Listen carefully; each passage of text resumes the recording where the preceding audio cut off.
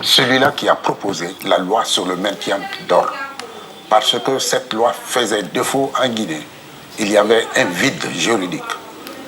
Et j'en ai donné la paternité au ministère de la Sécurité à l'époque. Mais c'était tout simplement pour éviter tout débordement, pour éviter que l'on enregistre de tels malheurs. C'est dommage. Mais ces manifestations qui se repartent souvent en Guinée, alors qu'est-ce qui alimente ces tensions politiques?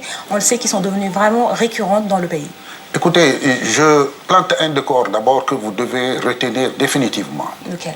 60 années d'indépendance caractérisées par la non-application et le non-respect des lois. Et c'est tout cela qui nous conduit à cette dégradation de la vie politique, sociale et économique.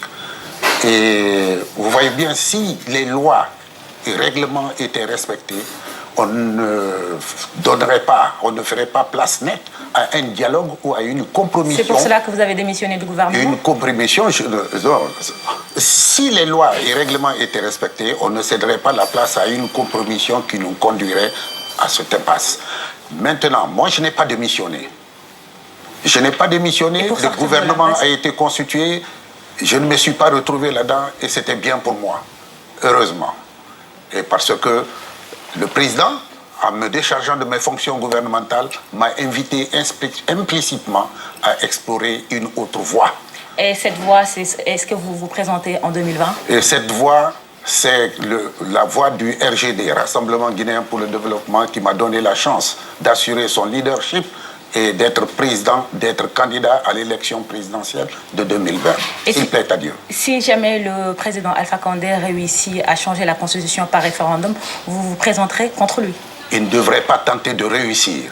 Il devrait être le gardien de la constitution. Celui-là qui s'est battu pendant 40 ans pour les libertés publiques. Il ne doit pas aller à un quelconque changement de la Constitution, à plus forte raison, réviser la Constitution. L'article 27 de la Constitution, l'article 154 de la Constitution interdit systématiquement et de façon vigoureuse toute révision. Et le changement à la dernière minute doit reposer sur un motif suffisant. Mais ce n'est pas à la fin de mandat qu'un président de la République devra invoquer un motif lui permettant de changer la Constitution. On comprendrait vite que c'est fait à dessein et que Dieu fasse qu'il ne suive pas cette voie et qu'il l'éclaire. Merci Abdoul Kabele Camara. Je rappelle que vous êtes président du Rassemblement Guinéen pour le Développement RGD, ancien ministre de la Sécurité, des Affaires étrangères et de la Défense de Guinée. Merci beaucoup, madame. Ce journal a été réalisé par